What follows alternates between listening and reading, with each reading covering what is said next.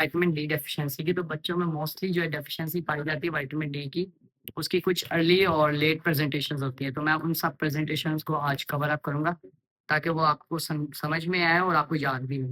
अच्छा, सबसे पहले हम हेड से शुरू करते हैं। हेड पे जो मोस्ट प्रोमिनेंट है, अच्छा ओवरऑल जो है ना हमारे पास तीन जो है ना मोस्ट इंपॉर्टेंट होती है। एक होती है फ्रंटल बोसिंग और रिकेटरी रोजरी मिल जाती है, और हमारे पास एडिसन सल्कस या पिजन शेप चेस्ट मिल सकती है। तो ये तीन चार चीजें जो है ना मोस्ट इंपॉर्टेंट होती है, तो मिलती ही मिलती हैं।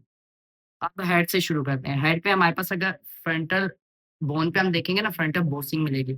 उसमें क्या होता है, जो हमारे पास फ्रंटल बोन है ना, ये अपने लेवल से आगे की तरफ मूव हुई होती है। ये इसीलिए होता है क्योंकि एबनॉर्मल मिनरलाइजेशन और एबनॉर्मल ग्रोथ की वजह से ना यहाँ आगे से जो है ना हेड जो है ना बढ़ जाता है बच्चों का विटामिन डी डेफिशिएंसी में। दूसरी बात, अगर छोटा बच्चा है, फ्रंटल जो एंटीरियर फॉन्टनेल है वो क्लोज नहीं हुआ हुआ, तो उसमें क्या होगा, जो जिस एज पे क्लोज होना चाहिए वो उससे डिलेड हो जाएगा। वो काफी देर तक जो एज होगी ना बच्चे की जिस पे क्लोज हो जाना चाहिए, आप चेक करोगे एंटीरियर फॉन्टनेल को तो वो खुला होगा, तो उसको कहते हैं वाइड ओपन होता है।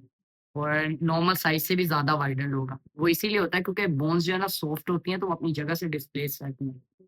फिर दूसरा एक होता है क्रेनियोटेप्स। क्रेनियोटेप्स में क्या होता है हमारे पास, अगर हम जूम करके अंदर दिखाएं तो जो हमारे पास पेराइटल बोन होती है ना, जो हमारे पास पेराइटल बोन होती है और जो यहाँ पे पीछे ऑक्सीपिटल बोन होती है, ये दोनों क्या होती है, सॉफ्ट हो जाती हैं।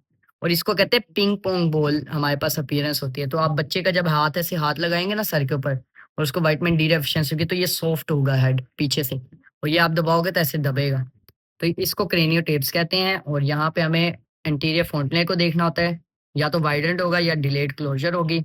और सामने हेड पे हमने फ्रंटल बोसिंग देख लेनी है। तो ये दो चीजें हमने देख के यहाँ से फिर हम नीचे आ जाएंगे। अच्छा, चेस्ट पे आए। चेस्ट पे मोस्टली हमारे पास जो है ना विटामिन डी डेफिशिएंसी के जो है ना हमें फीचर्स नजर आ जाते हैं जिनको देखना लाजमी होता है। तो चेस्ट के लिए हम क्या करेंगे, पेशेंट से इजाजत लेंगे या पेशेंट के जो पेरेंट हो गए उससे इजाजत लेंगे। क्या मैं इसकी कमीजों को उठा सकता हूँ? ऐसे इजाजत लेके आपने पेरेंट से, तो बच्चे के साथ रैपो भी बिल्ड करनी है। सर्दी तो नहीं लग रही?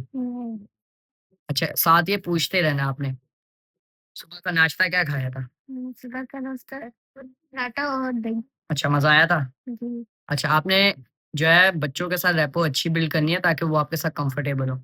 फिर चेस्ट में आपने क्या देखना है, आपको पता है यहाँ से रिब्स आती हैं और यहाँ पे कोस्टोकॉन्ड्रल जंक्शन होता है। यहाँ पे हमारे पास जो है ना कार्टिलेज होती है और पीछे जो है ना बोन होती है। जो ये कार्टिलेज और बोन का जॉइंट होता है ना, ये यहाँ पे पूरे जॉइंट्स की एक लाइन जा रही है। अब रिकेट्स में क्या होता है, ये एब्नॉर्मल ग्रोथ और मिनरलाइजेशन की वजह से ना यहाँ पे हमें सूजे-सूजे नज़र आ रहे होते हैं, यानी स्वेलिंग नज़र आ रही होगी, उसको हम रिकेटरी रोज़री कहते हैं। जैसे रोज़री में बीड्स होते हैं ना, तो ऐसे यहाँ पे पूरे बीड्स नज़र आएँगे जहाँ-जहाँ कोस्टोकॉन्ड्रियल जंक्शन है। तो इसलिए उसको रिकेटरी रोज़री कहते हैं कि रिकेट्स के अंदर जो रोज़री मिल रही होती है। अब आते हैं हैरिसन सर्कस पे। हैरिसन सर्कस ये हमें रिब्स के अंदर नज़र आता है, यहाँ नीचे भी मोस्टली नज़र आता है।